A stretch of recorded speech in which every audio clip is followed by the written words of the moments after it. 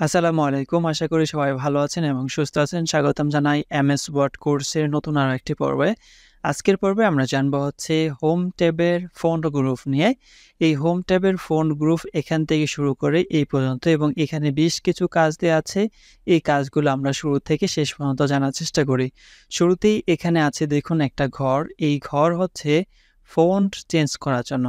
এই যে এই লেখাগুলো আছে, এই লেখাগুলাকে যদি আমি ফন্ট চেঞ্জ করতে হয় তাহলে শুরুতেই আমার এই লেখাগুলাকে সিলেক্ট করতে হবে।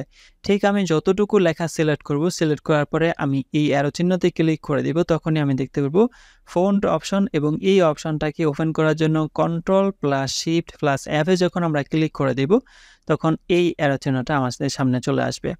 আসার পরে এই যে একটা বার আছে, এই বারটাকে যখন আমি উপর থেকে নিচ পর্যন্ত নিতে থাকবো, তখন আমি দেখতে পারবো একই সাথে বাংলা, ইংলিশ ফন্ট কিন্তু এখানে দেয়া আছে।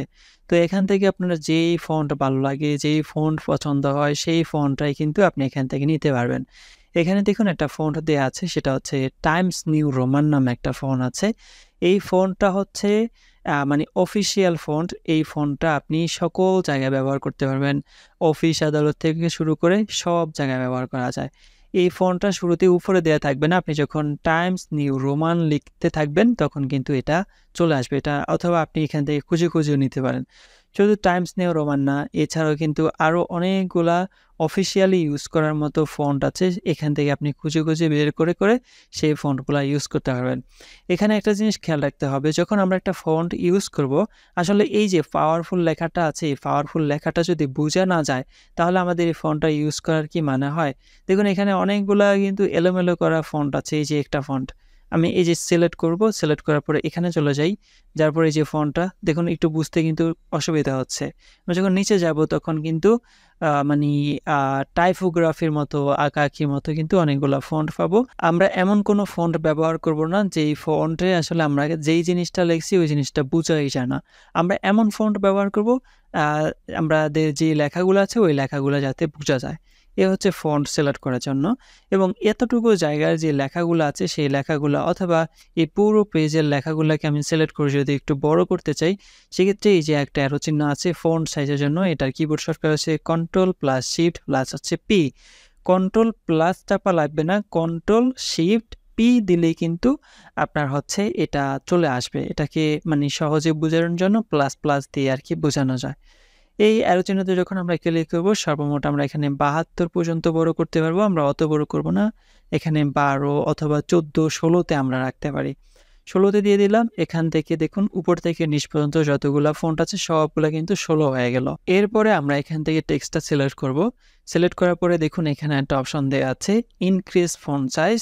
এখানে যখন আমরা ক্লিক করতে থাকবো তখন হচ্ছে ফন্ট সাইজ এক করে বৃদ্ধি হতে থাকবে। আপনি যে এই ফন্ট সাইজের ঘরে দেখতে পারবেন। আপনারা যখন ক্লিক করব তখন কিন্তু ২২ হইছে। আবার ক্লিক করব ২৪ হইছে। তার মানে ২ করে। এখানে যখন আমরা আবার ক্লিক করে থাকবো তখন আবার ২ করে কিন্তু এগুলা এখান থেকে মাইনাস হতে থাকবে। তারপরে এখানে আছে হচ্ছে আপনার একটা জিনিস চেঞ্জ কেস। এই জিনিসটা কি? চেঞ্জ কেস জিনিসটা হচ্ছে এখানে লেখা আছে দেখুন, শুরুর ওয়ার্ডটা হচ্ছে আপনার বড় হাতের, তারপরেগুলা হচ্ছে ছোট হাতের। এই লেখাগুলার যদি আপনি কেসটা চেঞ্জ করতে চান, যেমন সেন্টেন্স কেস নামে একটা অপশন আছে। আপনি যখন এখানে ক্লিক করবেন অটোমেটিক্যালি কিন্তু এটা এখন সেন্টেন্স কেস দেয়া আছে। শুরুর ওয়ার্ডটা আপনার হচ্ছে বড় হাতে থাকবে আর বাকিগুলো যেই ওয়ার্ড আছে সেগুলা সবগুলো ছোট হাতে থাকবে। এখানে গিয়ে যদি আমি অ্যারো চিহ্নতে ক্লিক করে লোয়ার কেস দিয়ে দেই, তাহলে সবগুলা ছোট হাতের থাকবে। দেখুন যতগুলা বড় হাতের ওয়ার্ড ছিল সবগুলা ছোট হাতের হয়ে গেছে। আবার এখান থেকে এসে যদি আমি আপার কেস দিয়ে দেই, তাহলে এখান থেকে শুরু করে এই পর্যন্ত যতগুলা ওয়ার্ড আছে সবগুলা ওয়ার্ড কিন্তু বড় হাতের হয়ে গেল। আবার এখান থেকে এসে যদি আমি এই যে ক্যাপিটালাইজ এ ক্লিক করে দেই, তাহলে প্রত্যেকটা এই যে ভিডিও একটা ওয়ার্ড, এই ভিডিওর বিটা বড় থাকবে। প্রোভাইডস একটা ওয়ার্ড, এটার পিটা বড় থাকবে, এটা বড় থাকলো, পাওয়ারফুলের পিটা বড় থাকলো, ওয়ের ডব্লিউ, তারপর হচ্ছে টু টি, হেল্পের এইচ, প্রত্যেকটা কিন্তু এভাবে প্রথম অক্ষর বড় হাতের থাকবে। এবার এখান থেকে এসে যদি আমি টুগল কেসে করে দিই তাহলে প্রত্যেকটা ছোট হাতের এবং বাকি সবগুলা বড় হাতের থাকবে। ওয়ার্ডের শুরুর ওয়ার্ডটা হচ্ছে ছোট হাতের, বাকিগুলা হচ্ছে আপনার বড় হাতের। এভাবে কিন্তু আমরা এখান থেকে এই যে টেন্স আছে কেসগুলা সেগুলো আমরা এখান থেকে পরিবর্তন করতে পারি।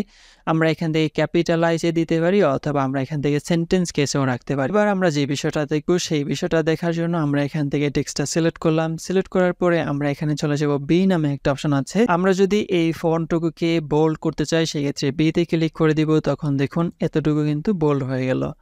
তারপরে আমি যদি চাই এখান থেকে শুরু করে এতটুকু পর্যন্ত একটু ইটালিক করতে তাহলে আইতে ক্লিক করে দিব। এটার কিবোর্ড শর্টকাট হচ্ছে কন্ট্রোল আই আর বোল্ডের কিবোর্ড শর্টকাট হচ্ছে কন্ট্রোল বি। তারপরে আমি যদি এখানে ক্লিক করে দেই ইটালিক তাহলে এই দেখুন লেখাটা কিন্তু এখানে ইটালিক হয়ে গেল। তারপরে আমরা এই লেখার নিচে যদি আন্ডারলাইন দিতে চাই, ধরুন এখান থেকে আমি এতটুকু লেখা সিলেক্ট করলাম। সিলেক্ট করার পরে এই আন্ডারলাইন অপশনে চলে যাব। যাওয়ার পরে আমি যদি আন্ডারলাইন দিতে চাই দেখুন আন্ডারলাইন কিন্তু চলে আসছে এবং ডিফারেন্ট কিন্তু আন্ডারলাইনের ডিজাইন দেওয়া আছে। আমি যেই ডিজাইনটা নিতে চাই সেই ডিজাইনটা নিতে পারবো এবং দেখুন এই আন্ডারলাইনের কিন্তু কালার দেওয়া আছে, বাই ডিফল্ট হচ্ছে ব্ল্যাক। আমি চাইলে কিন্তু এখানে মোর আন্ডারলাইন্সে ক্লিক করে কিন্তু আরও আন্ডারলাইন্স নিয়ে আসতে পারবো। এখানে আন্ডারলাইন্সের ইয়াগুলো দেওয়া আছে সেটিংগুলো। আমি এদিকে না যাই, আমি এখান থেকে চলে যাব হচ্ছে আন্ডারলাইন্স অপশনে। কালার দেওয়া আছে, আমি চাইলে কিন্তু কালারকে পরিবর্তন করতে পারি, রেড, তারপর হচ্ছে গ্রিন, তারপর হচ্ছে আপনার এই কালারটা দিতে পারবো অথবা এই কালারটা দিতে পারবো। প্রত্যেকটা আন্ডারলাইনের জন্য ভিন্ন ভিন্ন কালার এবং ভিন্ন ভিন্ন আন্ডারলাইন আমরা এখান থেকে দিতে পারবো। তারপর এখানে আছে স্ট্রাইক থ্রো। স্ট্রাইক থ্রো জিনিসটা কি? ধরুন এই যে একটা লাইন, আপনি হচ্ছেন একজন শিক্ষক এবং আপনাকে কোনো একজন স্টুডেন্ট অনলাইনের মাধ্যমে একটা ওয়ার্ড ডকুমেন্টে আপনার যেই রেডি করা হোমওয়ার্ক আছে সেই হোমওয়ার্কটা আপনার কাছে পাঠাইলো এবং আপনি দেখতে পারলেন যে স্টুডেন্ট এই লেখাটা ভুল লিখছে। সেক্ষেত্রে আপনি কি করতে পারেন? স্ট্রাইক থ্রোর মাধ্যমে এটা কেটে দিতে পারেন। আবার এখান থেকে শুরু করে যদি এতটুকু ভুল লেগে থাকে বা এতটুকু ভুল লেগে থাকে, স্ট্রাইক থ্রোর মাধ্যমে হচ্ছে উপরে একটা কাতার দাগ চলে আসবে। তারপর এখানে আরও দুইটা জিনিস আছে, একটা হচ্ছে সাবস্ক্রিপ্ট আর একটা হচ্ছে সুপারস্ক্রিপ্ট। এই জিনিসগুলো কি? এই জিনিসগুলো দেখার জন্য আমরা পরবর্তী একটা পেজে চলে আসবো। আসার পরে ইন্টারে ক্লিক করে একটু জায়গা করে নিলাম। নেওয়ার পরে এখানে ধরুন এই বিষয়গুলো হচ্ছে কি এক্স স্কোয়ার অথবা 4-এর উপরে 2 পাওয়ার দেওয়ার জন্য আমি এখানে এক্স লিখলাম। লেখার পরে এখন এটার উপরে যদি আমি 2 দিতে চাই, আমি শুরুতে 2 লিখতে পারি। লেখার পরে এই 2টাকে আমি সিলেক্ট করতে পারি। সিলেক্ট করার পরে আমি চাইলে কিন্তু এখানে সাবস্ক্রিপ্ট নামে অপশন আছে, এখানে যখন ক্লিক করব ঠিক এটা নিচে চলে যাবে। আবার আমি এখানে সাবস্ক্রিপ্ট এই অপশনে ক্লিক করে এটাকে আনডু করে আবার একটা স্পেস বারে ক্লিক করে দিয়ে আমি হচ্ছে এইচ লিখি। এইচ লেখার পরে আমি যদি এইচের উপরে 2 দিতে চাই সেক্ষেত্রে এখানে এসে আমি আগে ক্লিক করতে পারি, তখন দেখুন এটা উপরে চলে গেল ছোট হয়ে। এবার যদি আমি 2 লিখে দিই তাহলে কিন্তু এটা উপরে চলে যাবে। সেম দুইভাবেই কিন্তু আমি এটাকে লিখতে পারি, এক্স স্কোয়ার, তারপর হচ্ছে এইচ স্কোয়ার অথবা 4 স্কোয়ার, 2 স্কোয়ার, তারপর হচ্ছে এইচের উপরে 4 পাওয়ার। এগুলো হচ্ছে বীজগণিত লেখার ক্ষেত্রে আমাদের এই জিনিসগুলো প্রয়োজন হতে পারে, সেই সময় আমরা এই জিনিসগুলো হচ্ছে এখান থেকে ব্যবহার করব। এবার আমরা এখানে উপরে চলে আসি। আসার পরে এখানে একটা অপশন দেখতে পারবো, এটার নাম হচ্ছে টেক্সট ইফেক্ট অ্যান্ড টাইপোগ্রাফি। এখানে একটা টেক্সট আছে, এটা যদি ইফেক্ট এবং টাইপোগ্রাফিটা আমরা এখান থেকে পরিবর্তন করতে চাই পরিবর্তন করতে পারবো। এই এর চিহ্নতে ক্লিক করে দিব, তখন আমরা দেখতে পারবো ডিফারেন্ট টাইপোগ্রাফি দেওয়া আছে। একটা টাইপোগ্রাফি একটা কোনটা নিতে চাই, আমি যদি এটা নিতে চাই ক্লিক করে দিব, এটা হয়ে যাবে। আবার এখান থেকে লেখাটা সিলেক্ট করে দিয়ে আমি যদি এখানে চলে আসি, আসার পরে এইটার যে আউটলাইন কালারটা আছে সেটা আমি এখান থেকে পরিবর্তন করতে পারবো। শেডো দিতে পারবো এই টেক্সটটার জন্য, দেখুন শেডো চলে আসছে।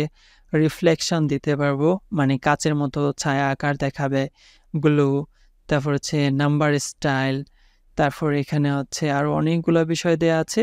এখান থেকে আমরা যেই বেসিক জিনিসগুলো আছে যেমন টাইপোগ্রাফি ইউজ করা অথবা আউটলাইন, তারপর হচ্ছে শ্যাডো, রিফ্লেকশন, এগুলো হচ্ছে প্রত্যেকটা টেক্সটের জন্য আমরা এখান থেকে ব্যবহার করতে পারবো। আমি যদি এখান থেকে এই ইফেক্টটা ব্যবহার করি তাহলে কিন্তু এই টাইপোগ্রাফিকটা আমাদের এখানে চলে আসলো।